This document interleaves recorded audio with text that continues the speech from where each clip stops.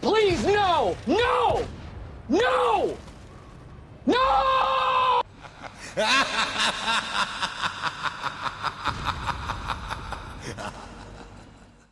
Hi guys, and welcome back to the channel. Today I've got the on-track series video for the tier 10 Swedish heavy tank, the Kranvagn. Now the Kranvagn is a tank that I love quite a lot, to be honest. I really do love it.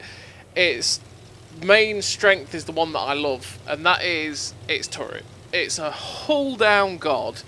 Like, when you get that tank hull down on the ridgeline, it's an absolute beast. I really do enjoy it.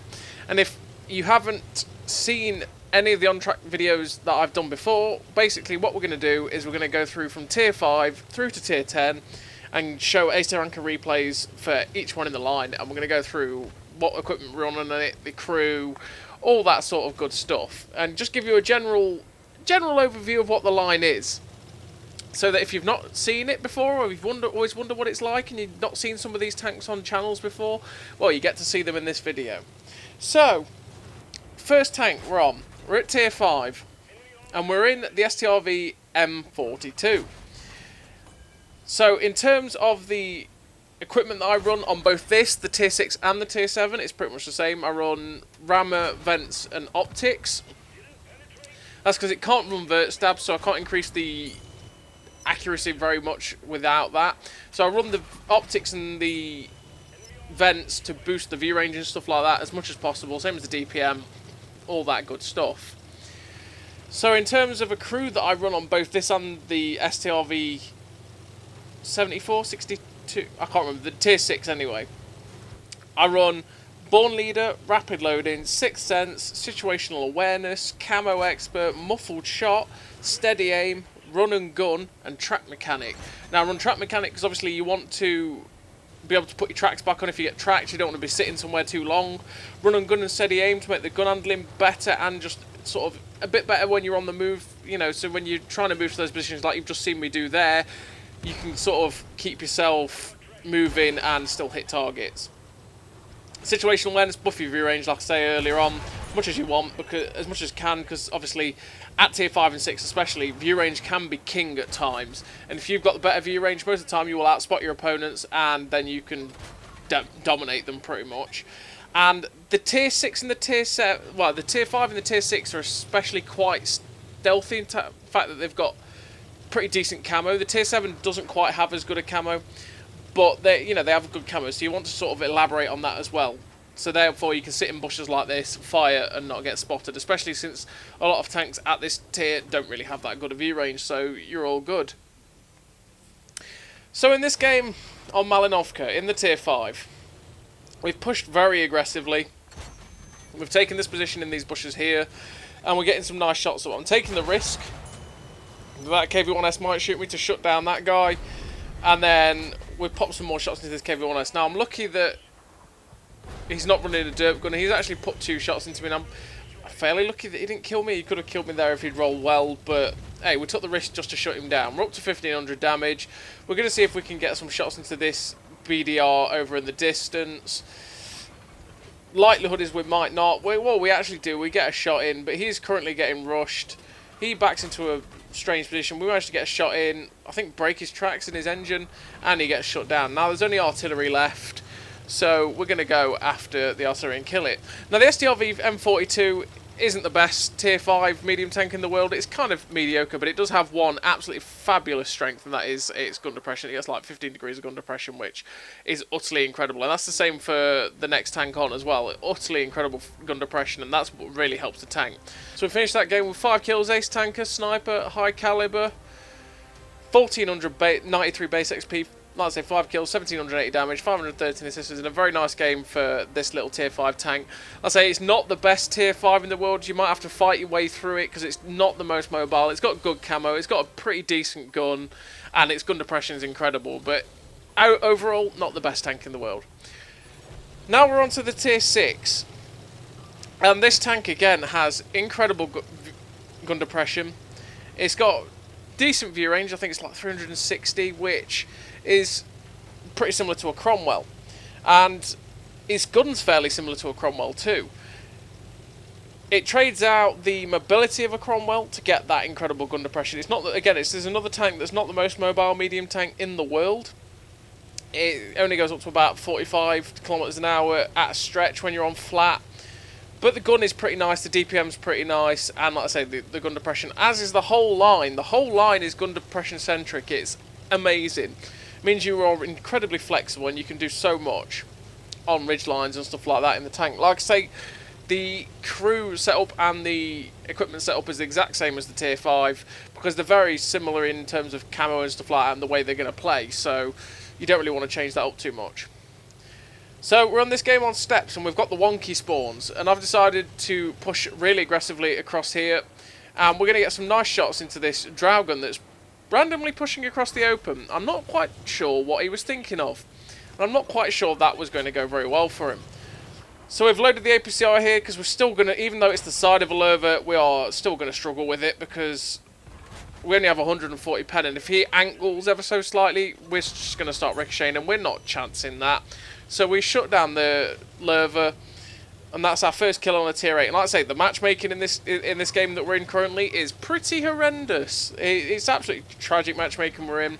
So we're going to try and make the best of it. We've ended up with 1,388 assistance from that little push to this position we're in on the Dragon and stuff like that, and we actually managed to get a shot into the Dragon. Now I actually thought I'd killed that Dragon at this point because he blew up as soon as my shot hit him, but I actually only damaged it and someone else finished him. So we're going to move up now. We're going to try and get some more spotting. We're going to move up to this little ridge line over here because we can stay covered from all those guys that will be using those TD positions that they're in now. So we get pushed up, we get some nice shots into the STRV, and now while obviously this tank does have good gun depression, it doesn't have very good turret armor. It doesn't have any armor at all, in fact. It's the type of tank that derp guns absolutely love, because derp guns will pen this tank most of the time. In the hull armor, in the turret armor, yeah, it kind of struggles in that regard, but it's the kind of one that you want to be using the incredible gun depression, popping up, popping a shot, pulling back. Don't sit around on the ridge line for all too long, because you just don't want to risk it, to be honest. So we're looking for shots into our other counterpart, our same tank in general, and we're getting some nice shots into him.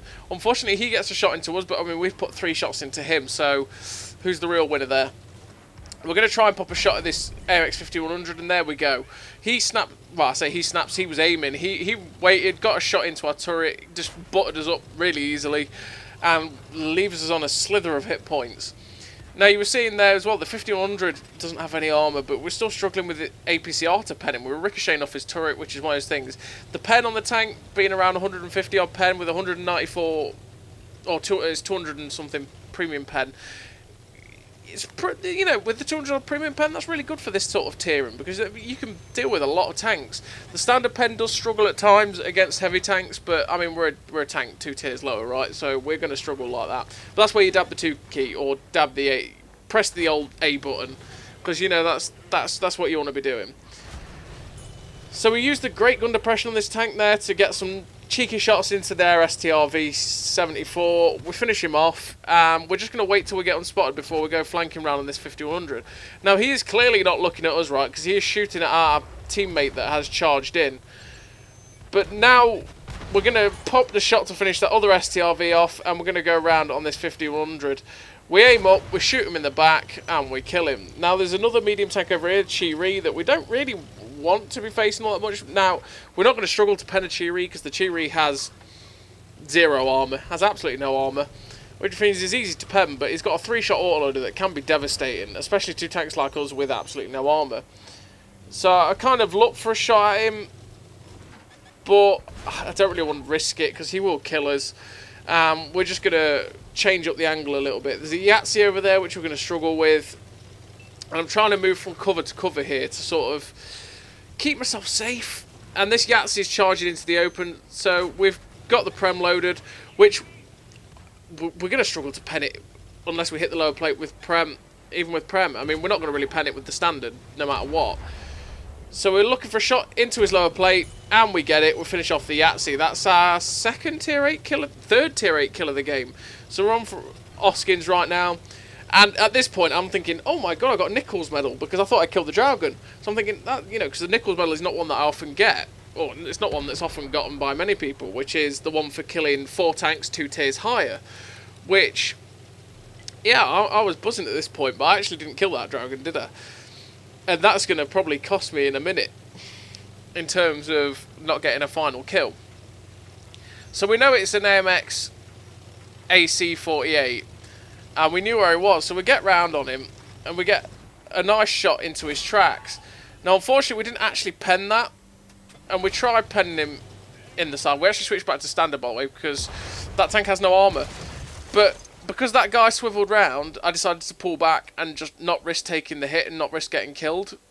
What I really should have done is gone round and killed him, because I could have killed him quite easily, and I would have got a Top Gun and probably the Nichols medal. But we finished that game anyway with 5 kills, 2k damage, 2k assistance, ace tanker, the Oskins medal for killing 3 tanks 2 tiers higher, which is still a fantastic medal to get, because obviously it means you did pretty damn well when you're horrendously bottom tier. And we used the good gun depression and the flexibility of this tank to as good an effect as we could have. 1900 base XP as well for taking on those tier rates. And it's always nice when you have those bottom tier matchup, well, those good games in bottom tier matchups, right, where you can just go, yeah, that went alright, I'm quite happy with that. And it's always nice, like I say, to get the Oskins medal. And yeah, the STRV 74 is a pretty nice tank. It's one of those that's not the best, but it's pretty alright. It's not bad by any stretch. So now we're on to the 3rd tank in the line, the tier 7, the Leo. Now, the Leo does have a change in its crew setup, and that is because, well, I say a change, really all we're doing is dropping the muffled shot and putting in snapshot. Now, you could keep the muffled shot if you stick with the gun that you use on the STRV 74, because this tank has 2 separate guns that you can use, and they're both very competitive guns. You can use the STRV 74's gun, which means you're very similar to a Comet in rate of fire and all that sort of good stuff. Or you can use this 10cm gun, which is 300 alpha and big honking, just a big honking gun, and I love it. And that's why I use this 300 alpha gun, because it means you've got punch. And when you play against tier 9s and stuff like that, it's always a lot nicer to use this gun than to use the STRV 74's gun, because it means you really do pack a punch, you really hurt people when you hit them, and that's really nice. But obviously what comes with that is very bad accuracy and not the best rate of fire in the world. So you drop the muffled shot to add snapshot, purely because, well, you know, the accuracy is not the best, so you want to help the gun as much as possible. But if you use the STRV 74's gun, the STRV 74's gun's pretty damn accurate and pretty good for all that, so you can just run the camouflage, muffled shot so that you can, you know, you can run the camouflage perks to use the decent camo to your advantage. Now, this tank doesn't have the best camo in the world, but it's always nice to buff it up, right? So, unfortunately, when we were shooting that Gorinich there from this position, he snapped a shot into us and set us on fire, which is really unfortunate, and we burnt for a bit. He's currently here with us, which is annoying, because he's a fairly awkward tank to pen for a tier 7 like this. But, I mean, we've got the Prem in, he's missed. We're going to go for a shot on his Cupola, and we get the pen. Now, unfortunately, we end up low roll. We've low rolled the last 2 shots on him, so we couldn't quite finish him off. But we've got a friend that's come round, and he's finished him off. We loaded the Prem automatically, by the way, when we saw that Gorinich crossing, because we're never going to pen that with the standard pen on this tank, because, you know, it's just not going to happen, even in the side. So now that Gorinich is gone, on our side of the map, I say on our side, on the upper flank, there's only 2 tanks, and they are currently flanking around the hill. So I feel quite safe to come to this position I've come to here, and we've lit up the piggy. So we've got to do God's work. And in fact, our RT counter batteries in which, yeah, okay, if you want to do that, that's fine. Take out piggies, that's great. So we're going to try and use this awkward little position here to get some shots into their tanks down below. Now, that's one thing that the Leo doesn't have compared to the tier 5 and the tier 6 and the tier 8, 9, 10, and that is it doesn't have the 12 to 15 degrees of gun depression. It only has 10 degrees, which is not bad by any stretch, is it? Let's be honest. Having 10 degrees of gun depression is fantastic. But it means you can't quite use the ridge lines as brilliantly as you could in the other tanks.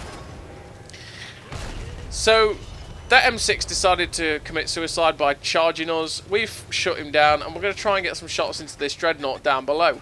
We get a nice shot into his back engine deck. I was kind of hoping I'd set him on fire, because they do tend to burn if you shoot him in that back end. But unfortunately he didn't. And I was thinking of poking out to shoot him, but that dreadnought is looking at us. And then we spot this 25/2. We get a nice shot into him, and we're going to wait for him to hopefully drive out like an idiot. But he doesn't quite do it. The dreadnought's pulled back, and I'm kind of, again, hoping that that dreadnought might pull back and forget about me. He does. We shut him down. And then we've got a light tank that's coming in behind us, an HMTV. And he's YOLO'd our Tiger. So what we're going to do is we're going to charge him. And, you know, it'd be rude not to, right? Give him a little tap. And we get a nice little bit of ramming damage into him. Trying to ram him a little bit more. I was kind of surprised I actually did. I know I am a medium tank, but I was kind of surprised I didn't actually do more damage to him. Now, we got a nice shot into him as we came down auto-aimed as well, but unfortunately we didn't end up killing him. But their last guy on the enemy team gets shut down himself, and we finished that game with, you know, a pretty nice amount of damage for saying it. Again, we weren't bottom tier, we were mid tier, but you know, it was all right. So we finished that game with an ace tanker, high caliber. I 3-marked this tank quite a long time ago. I've actually done all but the Kranvagn on this line, which is quite nice. 1700 base XP, 4 kills, 3000 damage, 1200 assistance, and the Leo is definitely a tank I really enjoy at tier 7. It's a hell of a lot of fun. And it's got one of those great things about it, one of those great features that they tend to add to tech trees, and that's the ability to be flexible in how you play it. You can decide to be that fast-firing medium tank or that big honking gun, heavy-hitting medium tank at tier 7, which is always great. So now we're on to the next tier at tier 8 in the Emil I. And the Emil I is okay. Yeah, I'd probably say it's okay. Its gun handling used to be a little bit disappointing, and that's what really made the tank feel pathetic. But now the gun handling doesn't matter as much because crew skills. And in terms of crew skills, I run the same on the Emil I, 2 and the Kranvagn because they're all pretty much the same tank, they just get a bit beefier as they go along. And that is Born Leader, Rapid Loading, Sixth Sense, Situational Awareness, Steady Aim, Track Mechanics, Snapshot, Run and Gun, and Fire Prevention. Because I'm still doing the whole running fire prevention on some tanks, firefighting on others, seeing how it goes. So far, fire prevention's been alright on these tanks. I've not quite got set on fire. Now, I didn't run them on the tier 5 to 7, but I do run them on these tanks, because as you saw with the Leo is quite similar to these next set of tanks, in the fact that when it gets shot in the back end, it does get lit up by its engine. So I run fire prevention to try and stop that. Now, the Emil I has a very similar playstyle to the Emil II and the Kranvagn, in that you want to get hull down and you want to laugh at your opponents with your great turret armour. But this turret on this tank, and it's the same as the Barracuda, is not quite the best. And that is, I mean, it's not going to do well against him because he's, you know, a 268 version 5 with 303mm of penetration. Not many tanks have that great pen that destroy tanks with turrets all the time. But yeah, when you're facing tier 10s like this, the turret doesn't always mean that much. It will bounce stuff, especially when you're using your full gun depression. But, and there is a big but, it does get penned. It's not thoroughly reliable. It becomes troll rather than reliable, unlike the next two. And in this game, we are horrendously bottom tier, and I mean horrendously. There's like 2 tier 8s in the entire game. So what I've decided to do is, I looked at the matchmaker. I played this tank enough to try and get the games for this, and yeah, I looked at the matchmaker and went, no, you know what, I'm not having this. Screw you, just press A automatically, because 217 pen, and that is the main thing I actually anticipated finding on this flank, was the IS-4. 217 pen, I'm never penning that guy. Not with the APCR, not over distance. And I mean, that's one thing you could decide to do with the crew skills. You could run Iron Mace instead of like something like Fire Prevention, and that's to try and boost your damage, well, I say your damage, your pen with the APCR, and try and help it over range. Because 217 pen on the standard APCR is not great, especially at this bottom tier. It's fine when you're top tier, right? But when you're bottom tier, you know, it kind of struggles. And then you've got 242 premium penetration, which is okay, and I might still struggle with some of these tier 10s. But that's why I've just gone full APCR Prem, because I'm going to struggle. So, we've taken up this aggressive position on Kasserine, right? There's no artillery, which means we can take this position. This position is great when there is no artillery, because you don't get abused. And we've got some great cross shots here at these guys as they were pushing up. We got a nice clip into the IS-4. We got a nice clip into the 268 version 5 when we were poking him. Unfortunately, we only hit him twice. And we got a nice set of shells into the M48 120 as well and set him on fire. And now we've got this 430 version 2 at our mercy while we're hull down. He's not got the pen unless he's firing heat. And he actually bounced a shot on us, and we managed to get our whole clip into him. We're already up to 3.8k damage with 2.2k assistance, because that's the other thing from this position. This position, you can get great assistance damage by spotting up all the tanks as you go. So I'm now not in the best of positions, right? And that's because there's 3 tanks in front of where we were, and there's no one else with me. So I'm going to wait for this clip to go in. I'm coming after this M48 120 that we hurt earlier on, and we're going to shut him down. We finish him off. And we're now below this ridge line here to keep ourselves on the other side of the ridge, away from the 430 version 2 and this T30, which is a one-shot, which is great, because that means we can shut him down. But the thing is, he's going to hurt us, and we want these hit points.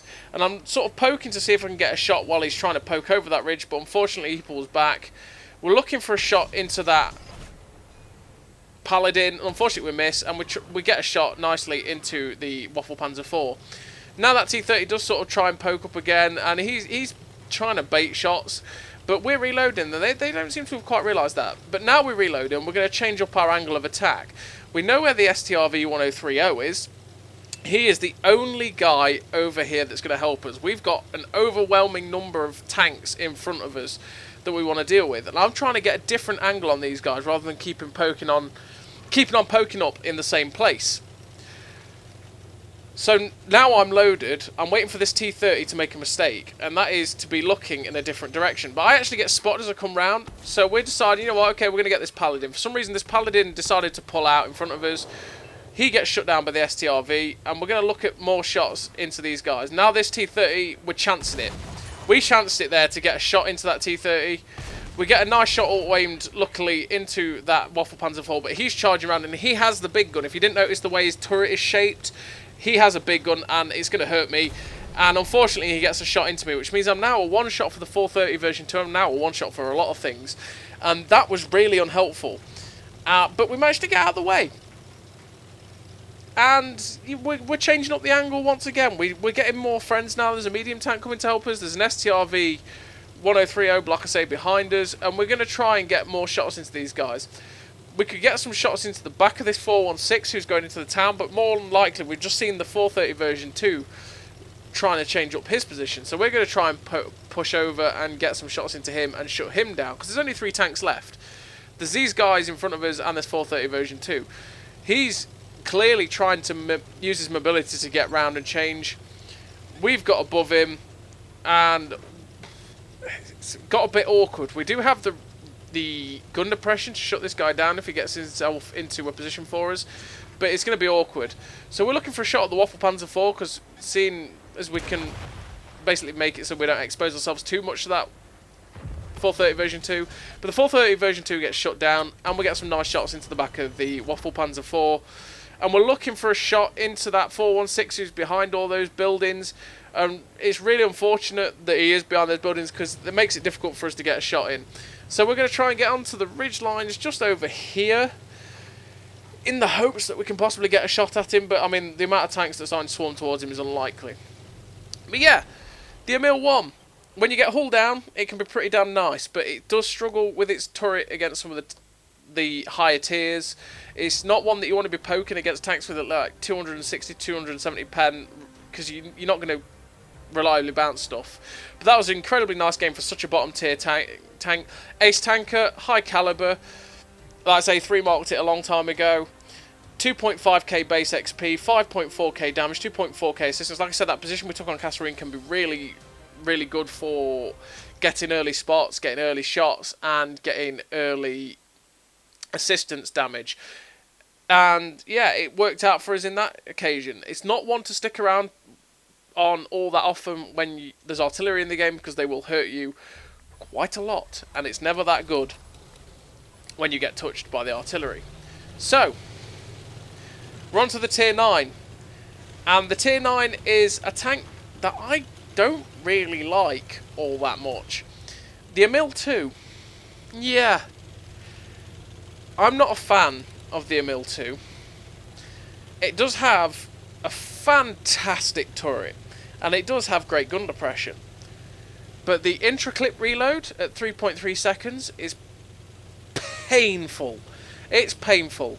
The reload at 32.5 seconds for the 1600 clip is not that great. The gun handling isn't fantastic, although it's a lot better now than it used to be with 6.0. And the mobility is pretty sluggish. As well as that, the pen on the standard rounds and the heat round, well, the standard rounds generally, kind of let it down over range, especially at Tier 10 matches and in Tier 9 matches. So, we got the perfect map for the Emil II and for Swedish tanks in general, and that is Prokhorovka. And that means we can get nicely hulled down against all of these tanks. We can use the fantastic turret, and we can spot out from this position on proc and keep ourselves hulled down and just bounce all the shots and deliver all the damage. So we're waiting for the shells to go in at the minute before we can get some shots into the machine down the line, because he's sitting still, and then we get slapped up by artillery, because we know if you're on this map, artillery is going to slap you up at some point, right? Especially if there's two of them. This is one thing I was quite confident in doing in the Emil II and the Kranvagn as well, and that is overexposing a little bit when you're poking on the ridge lines. And that's because you can bounce the shots on the turret pretty nicely, and that's always a very nice feature to have on the tank. So we're going to fix our gun, because that was what was broken. We're going to change up the angle again. I'm going to try and see if we can use our gun depression and get some shots at the machine and stuff in front of us. We ended up getting 1700 assisted from spotting down that line, and whatever it was that got absolutely slapped up by artillery, it probably wasn't very happy after that. But it made me very happy, because my assistance went up. Now, we popped 2 shots at that paladin, and unfortunately bounced on his turret. I was trying to aim for below the gun, because the paladin's turret is pretty good when you hull down, but if they pop over the ridge line, you can shoot directly below the gun, and it's just like the Centurion Action 10 where you can pen it directly below the gun quite easily. So now I've decided it's time. We're going to take the bowl. Now, the bowl obviously is risky because artillery is in play, and 2 artillery are going to hurt us. But it's also risky because you don't always spot up everything that's sat down there. But we're taking it anyway, because, you know, it's time to progress the fight up a little bit. Our heavy tanks moved on down the 2 line, and it was like, well, this is time. We get to finish off that 704, who lost all of his health very, very damn quickly. And we try and pop a shot at the machine, but he's actually behind the ridgeline. So we pop over, put the final shell in the clip into the other machine, and we're going to pull back while we reload again. And it's just one of those things. This tank is just slightly disappointing to me. And that's one thing I like about the Kranvagn, because the Kranvagn takes what was disappointing about this tank, right, and just ups it to the next level, which is what a Tier 10 should do. And means that while it's not the best out of all the Tier 10s, it means it definitely feels great to play, and it feels like you've got the potential to do great things, unlike what this tank sometimes feels like. So here we're going to show what the machine is vulnerable to. Did you see how flat on that guy was, right? The machine is so incredibly easy to pen when they give you their hull, because you might bounce on their hull armour, but if they're sitting facing straight on, you can actually just pen and track them every time. It's absolutely wonderful. They are the easiest tank to pen and track, same as a 50B, to be fair, because it's the same hull. They're the easiest tank to pen and track, because if they're sitting stationary, facing you head on, you just pen and track them every time, especially when you've got a 120mm gun. That's one of the main things, even with a 105, because it's only 30mm of side armour. So in this game we have been incredibly lucky that artillery has missed us quite a few times, But we get some payback on that little guy, shut him down, and now we're just going to use the gun depression to stay hull down from this machine, sorry, and pop some shots into him. And we're keeping the vision out as well on our guys down this 2 line. Now, all of our friends that charge down the 1-2 are dead, which is not great, but we are going to stay in this bowl and stay hull down, because I'm pretty confident the turret I can keep safe here while I reload. And there's only 1 artillery left, and we know where he's going to be. He's going to be like A1, especially since our tank's pulled in. And we're keeping things like that paladin lit so we get more assistance. Now this tank on their side is getting rushed. We want to try and put some shots into this machine here to try and save him. We get a nice shutdown on him, and then we get slapped by the paladin down there. We get a nice shot snapped into his lower plate. He's staying sat there for some reason. We pop another shot into him. Unfortunately, we don't kill him, which we should have done with the 2 shots, but no, damage RNG changes. And then we get shot again by the heavy tank that's down there. Now, fortunately enough, he bounced on that turret, which is one of the things that, like I say, is fantastic about the Emil II. And that is the things you can get away with on ridgelines with how good this turret is. Now, can anyone spot the mistake we've got here? Have you spotted it yet? That's right, we're doing it again in an autoloader. We're reloading 1 shell. We come up with, on this ST1, we get a nice shot into the side of his turret. And, yeah, I haven't realised yet. I still haven't realised. Read your UI, man. You're reloading. Yep. Always try and keep a count on your ammo, because you're going to reload 1 shell, and you're going to end up waiting 32.5 seconds to reload 1 shell, which is 400 damage per minute, or, yeah, 400 damage per minute, which, no, it's not good. So we finished that game with 5 kills, 4.5k damage, ace tanker, 2.5k assistance, and, yeah, it's the Prokhorovka, perfect map for these tanks. We ended up with 2k base as well. Perfect map for these Swedish tanks when you get hull down like that. The one thing you've got to be careful of when you're in all 3 heavy tanks as well is that the sides of the turrets are incredibly weak. In that if you turn the turret ever so slightly to face someone else and there's someone just to the right of you, they will pen the side of your turret very easily, because it can get overmatched too damn easily, to be honest. But it's just one of the weaknesses of the tank, so you're not like a T-32 that can just turn its turret fully sideways and you'll still bounce. So we're in the Kranvagn, the tier 10, the pinnacle of the line, what everyone wants to see. And we get Prokhorovka. Same spawn. Brilliant. We're going to do exactly the same thing we did in the Emil II, because it works. And this is how good the turret is. We can get to this position, we can just stay hull down, and we can spot their guys down this line and shoot them up as well. This Conqueror, for some reason, is deciding to stay there. And we're just going to be able to pop some shots, snippety snipe his turret there as well. Finish off the Conqueror. I'm not quite sure what he was planning on doing with staying there, but we shut him down. And no, I didn't run through the equipment on these 3 tanks either, and that is what I run typically on most autoloaders, right? And that is vents, optics, and vert stabs. Buff the view range and the gun handling and the DPM as much as possible with vents, but also you want to run the vert stabs to get the gun handling up as much as possible, because yeah, the gun handling still isn't that great, but you can make it better, right? So this 705A looks like he's trying to move into the bowl, and I am hull down, so I'm incredibly confident against this guy, right? I'm going to bounce him on the turret all the time. We aimed for his tracks, and unfortunately we ended up hitting his upper plate and ricocheting, but we get a nice shot finally into his final back end drive wheel and track him in place, but pen him as well. I wanted to track him on top of that ridgeline so all the TDs behind me would get shots into him. We are in an aggressive position, so we will be spotting these guys, and we'll be getting a lot of assistance from shooting them.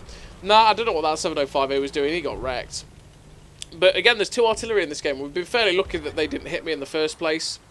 And we're going to stay hull down against this guy and start to unload on him, because this is the strength. This clip here is the strength of the Kranvagn. He's looked at us, tried to pen us, failed, and we've just dumped our whole clip into him for no penalty, basically. Now that is one thing you could think about running on this tank and the Emil II, and that is something that you've seen happen in this game and the game before. and that is the gun getting damaged. You could probably quite easily run Armourer on this tank, or it's not Armourer anymore, is it? Is it Gunsmith?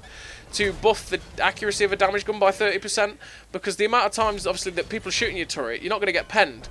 But they will damage your gun, and that can be frustrating. But obviously, with having reusable consumables, it's not as much of an issue, because you're going to be able to repair it within 60 seconds anyway, or you're going to always have that repair kit in. Now, artillery takes another swing at us and misses. Like I say, I'm getting pretty fortunate that they're missing us right here. But I mean, this ridgeline that we're on also makes it fairly awkward for artillery to hit us. So that's what's pretty good about this ridgeline, in the fact that you're not invulnerable to artillery. Are you ever invulnerable to artillery? But you're in a position where they're not always going to pen you or hit you generally. So I was pretty confident in sitting in front of that 268 version 5, sorry, I always like to call them 705s or something like that. The 268 version 5, we were confident to sit in front of him because the turret is fantastic, and I bounced heat shells from Jagdpanzers in this tank. But you did see a weakness there in the fact that the tank did get penned in the side of the turret when I was shooting that 268 version 5, and it broke my ammo rack. Because the ammo rack is in the side of the turret, so therefore, if they shoot you in the side of the turret, you will get damaged in that portion of it. So then we go into the bowl now, because most of the tanks are dead, and we spot this E50 that's AFK. Well, it'd be rude not to, right? We've got one clip of APCR left, so we're just going to dump the whole clip into this E50.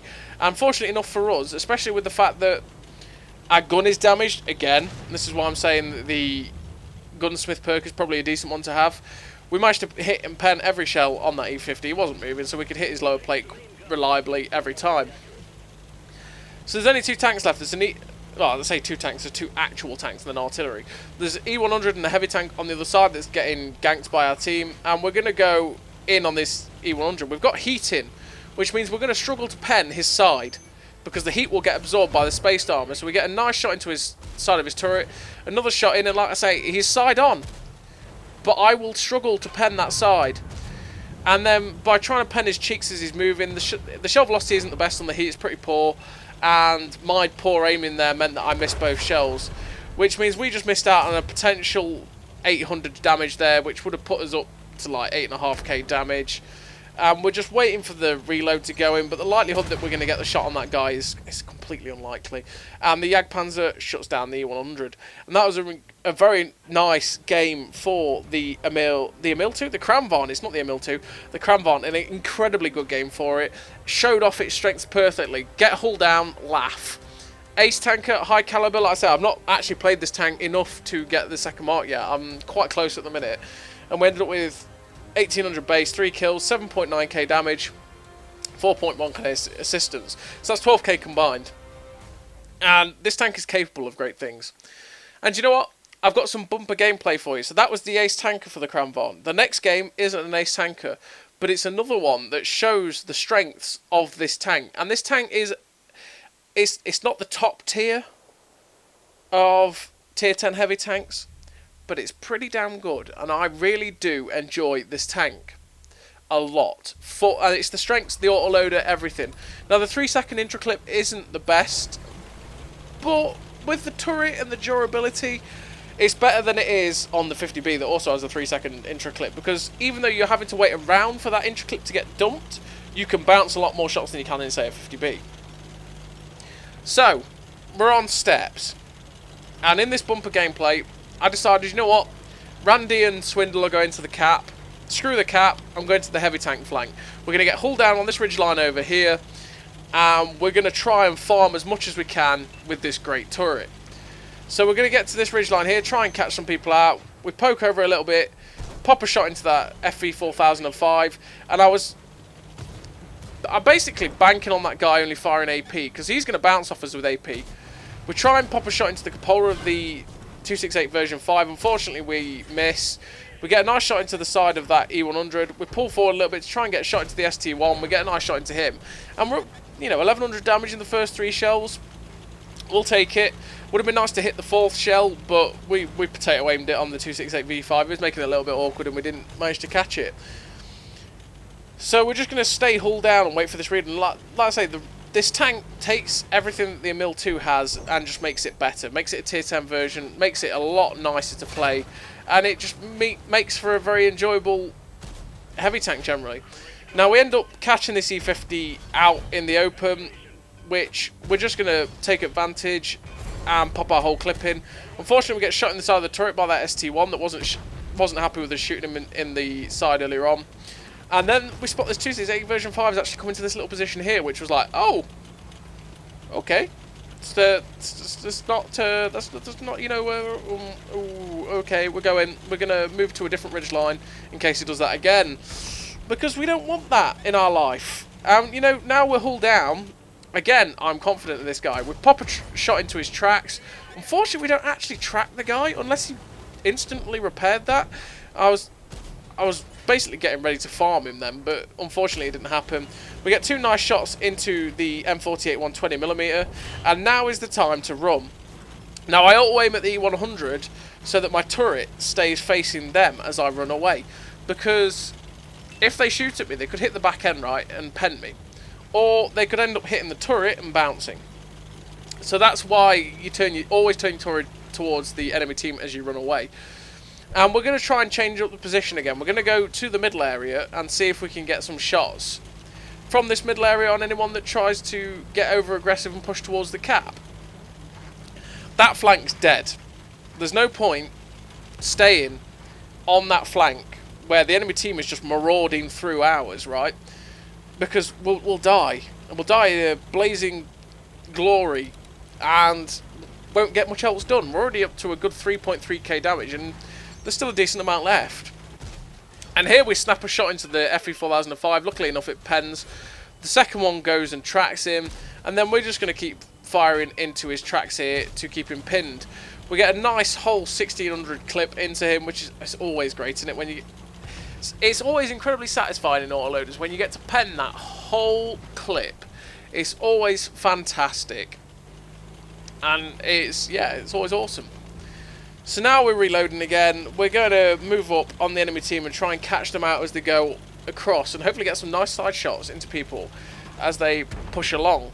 Now we've got Randy in his T62A at G3. We've got Swindler in the light tank, basically distracting them, and with them being there, their tanks are actually pushing back the way they came, which means that this position here I'm in, I'm going to get some juicy side shots at some E100s. Brilliant. We get a nice shot into the back end of the E100 there. Another shot into his side. Then we're going to focus on his friend. Get a nice shot into his side again. And we're going to aim for the tracks, basically the back end there. And we actually track him. I was kind of hoping that I might set him on fire by shooting him that back end. You know, tracking him, setting him on fire through the engine. But unfortunately it doesn't happen. And we're waiting on the final clip of APCR to get loaded in. And I'm just thinking, what's my next target? Is that T95 E6 or is it this E100? The T95 E6 is moving across, but unfortunately we're not going to be reloaded in time. So we're going to get some shots into this E100 as he's popping along. So we get 1 in, we get 2 in, we're going for the 3rd, and he gets shut down before we can have the final shot. But that again showed the strength of this tank. And that is hull down madness, hull down God, stay hull down, stay away from the enemy team like that, and just keep popping shots where you can. So finish that game with 7,450 damage, 947 assistance, sorry, first class, Confederate, high caliber, 1500 base. And yeah, the Emil II, the Emil II, the Emil I, the Kranvagn, the entire line, it's a pretty damn nice line. And the Kranvagn is an absolute beast and I love it. So as always everybody, thank you very much for watching. I'll see you next time.